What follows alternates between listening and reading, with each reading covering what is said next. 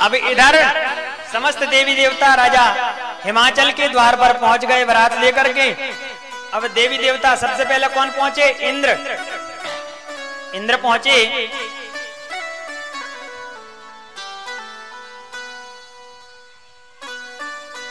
तो वहां पर क्या व्यवस्था थी? बोली यहाँ हिमाचल रचेऊ बिताना।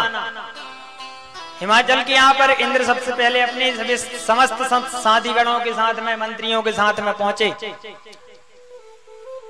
सबसे पहले इंद्र आज पहुंचे तो इधर अगवानी करने के लिए बालक, वृद्ध, माताएं, बहनें सब खड़ी हुई हैं। जब राजा की चमक, इंद्र की चमक धमक को देखा तो सब लोग विचार करने लगे कि यही दूल्हा है।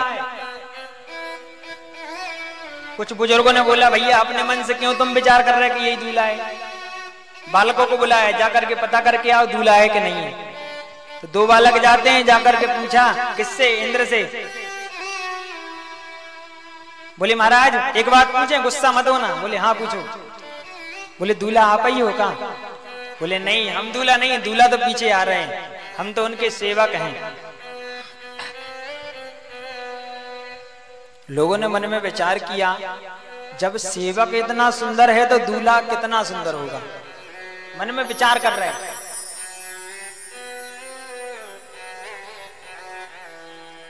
इस प्रकार विचार करके और वह सोचने लगे। अब आगे कौन आया? दूसरी पंक्ति में भगवान विष्णु आए समस्त पार्षदों के साथ में। ही हर से सुर सेन निहारी, ही हर से सुर सेन निहारी, हर से सुर सेन हो हरहि देख अति भय सुखारी, हरहि देख अति भय सुखारी। भगवान विष्णु को जब देखा, नारायण को देखा। अब लक्ष्मीपति विष्णु भगवान के रूप का वर्णन करना कोई साधारण बात है।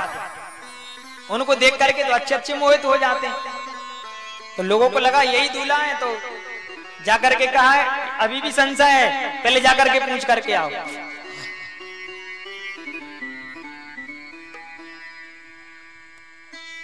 बालक जाते हैं, पूछते हैं सरकार आपसे एक बात पूछे, नाराज मत होना। बोले पूछो। बोले दूल्हा सरकार आप ही हो क्या?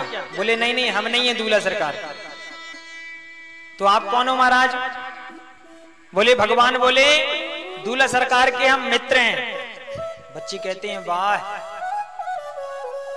जब मित्र इतने सुंदर हैं, इनकी सेवक इतनी सुंदर हैं, दूल्हा सरकार की तो अपन कल्पना ही नहीं कर सकते कि कितने सुंदर होंगे। हमारे सरकार कितनी सुंदर होंगे विचार कर रहे हैं। भगवान ने कहा वो पीछे खड़े हैं, उनसे बच जाना तो मेरे पास में आ जाना। नारायण तो चले गए जनवासे की ओर। अब इंद्र की सेना, नारायण की सेना सब पहुंच गए जनवासे, सभी देवी देवता। भगवान शिव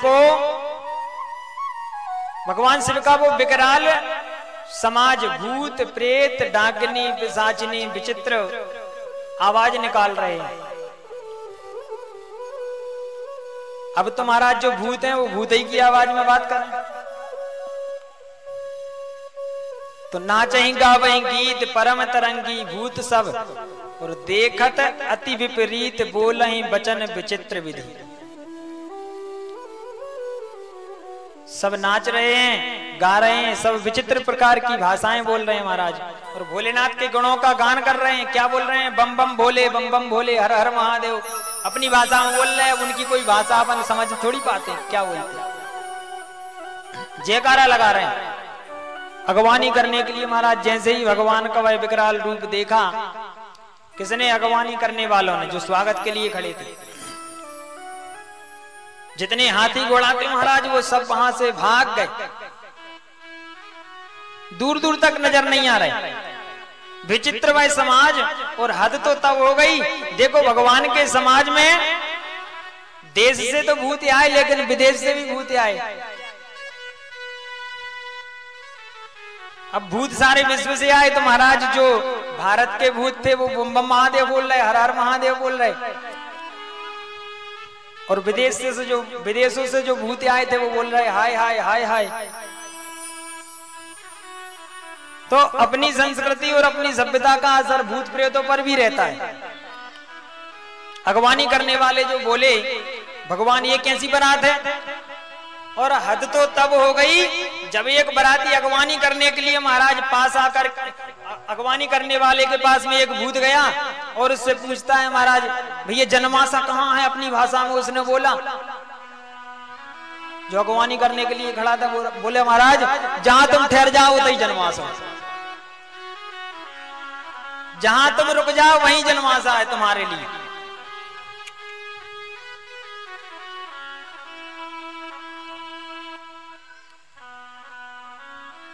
वहां पर जितने बच्चे खड़े थे जो पूछ रहे थे कि महाराज दूल्हा सरकार आप ही हो, जब उन्होंने भगवान की बारात को देखा तो वो विचार कर रहे हैं, और विचार कर नहीं रहे वहां से तो वो क्षण नहीं लगा और अपने घर में जाकर के मम्मी के पास में पहुंच गए, माता बारात देखने मत जाना। बोले क्यों, क्या हुआ? बोले इतनी भयंकर बारात हमने आज तक नहीं देखी। बोले कैसी बारात है? बोले जाना मत नहीं तो पछताओगे। बोले बहुत भयंकर बारात आई है। तो बोले भोले बाबा की बारात है, भयंकर तो होगी, सब जानते थे कि भोले बाबा की बारात आ रही। अब सब लोग जितनी भी माताएं थी घरों में, सब माता पार्वती की माता के पास में पहुंच जाती हैं और जाकर के मैना रानी के साथ में बारात की अगवानी करने के लिए पहुंच जाती, थाली सजाई, स्वागत करने के लिए पहुंची। अब स्वागत करने के लिए पहुंची महाराज, सुंदर आरती जलाई। भगवान भोलेनाथ अब उल्टे बैठे थे बैल पर। उल्टे क्यों बैठे थे? बोले भगवान नारायण पीछे चल रहे थे, आगे भगवान की बारात थी। तो बोले हमारी पीठ भगवान के लिए ना हो, इसलिए हम भगवान के दर्शन करते हुए जाएंगे। तो भगवान के जो सवारी थी, जो वाहन था, उसका मुख आगे था, भगवान का मुख पीछे था। तो अब बोले भगवान की आरती करनी है तो कैसे करी जाए? तो बोले बैल का मुख पीछे कर दो, भगवान का मुख आगे अपने आप हो जाएगा। तो सब लोगों ने अपने जो नंदी महाराज थे उनको घुमा दिया, बाबा भोलेनाथ का मुख था वो मैना जी के सामने हो गया।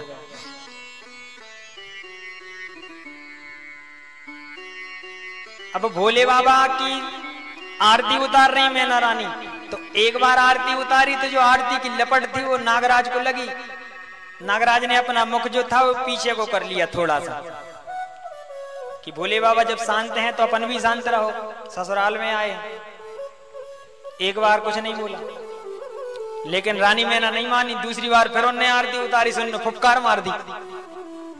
रानी मैना जो थी वो डर गई, और डर करके महाराज जो थाली थी वो छुटकी तो वो भोले बाबा के ऊपर पूरी उलट गई, और वो थाली पलटा पलटू की और जाकर के अपने अपने घरों में घुस गई, और सबने अपने अपने किवाड़ बंद कर लिए। भोले बाबा से समस्त देवी देवता बोलते हैं बाबा आपका इतना बड़ा अपमान। भोले बाबा कहते हैं कि हमारा अपमान भी हो गया, हमें तो पता ही नहीं कब हो गया। बोले आपका अपमान करके आपके ऊपर थाली पलट के और सब देवियां चली गई यहाँ से, और जाकर के अपने घरों में जाकर के और ये सारे किवाड़ बंद कर लिए। बोले हमें तो लगता था कि यहाँ पे रस्म होगी, इसलिए इन्होंने एक किवाड़ बंद कर दिया।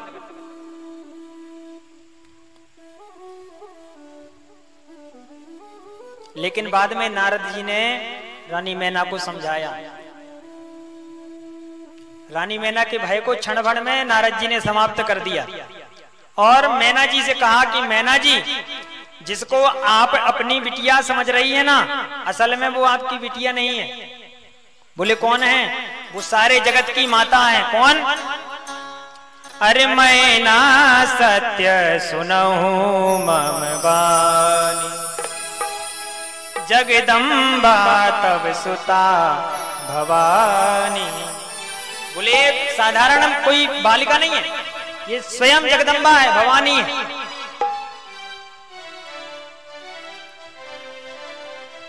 तो सारा विषाद समाप्त हुआ। महाराज भूत प्रेतों ने कहा महाराज अब हमें तो पहले भोजन करेंगे।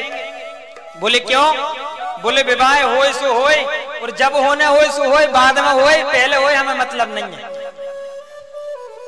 दूल्हे को देख करके जब महाराज सासू मां मूर्छित हो गई, कहीं फेरे के समय पता चला माताजी फिर से मूर्छित हो गई तो हम बिना भोजन के रह जाएंगे। अब सब लोग गए महाराज भोजन के लिए। अब परसने वाले आए, परसने वाले आए तो क्या हुआ? बोले को मुखहीन विपुल मुख काहू। को मुखहीन, अब जेके मुख ही नहीं आ, इतनी गर्दन नहीं लगा पूरी। अब वो कहां परसन लगे व्यक्ति पत्तल के कहां से खे। विपुल मुख काहू, किसी के कई कई मुख है महाराज।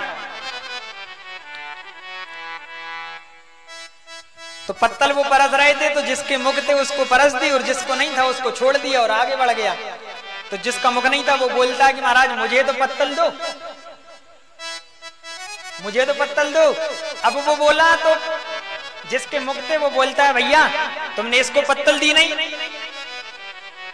बोले इसके मुख ही नहीं है तो ये खाएगा कहां से? बोले खाना उसका काम है, पत्तल देना तुम्हारा काम है, देने में तुम्हारा क्या जाता है।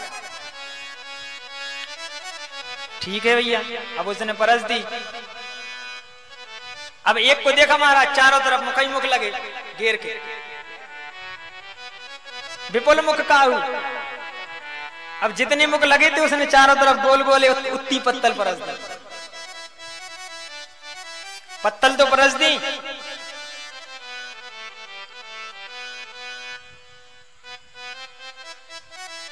अब वहां पर सामान परोसने वाले आए।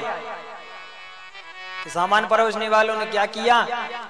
बोले करछली में डंडा लगवा लिए इतने बड़े बड़े। बोले दूर से परसेंगे, अगर झपटेंगे तो महाराज करछली ही जाएगी, डंडा ही जाएगा, हाथ तो पकड़ में नहीं आएगा। डंडा लगवा लिए और जाकर के बाल्टी से निकाले और उसमें पत्तल में परसे डंडे से दूर से परसते रहे, परसते जा रहे, परसते जा रहे। अब बोले ये खाएंगे कैसे? परेशान हो गए परसने वाले। भोले बाबा के पास में गए। बोले तुम्हारी ये बारात है कैसी? बोले क्यों क्या हुआ? बोले किसी के मुख ही नहीं है, किसी के मुख ही मुख है, कोई बिना पांव के है और हाथ के हैं, और किसी को पांव ही पांव है, किसी को हाथ ही हाथ है।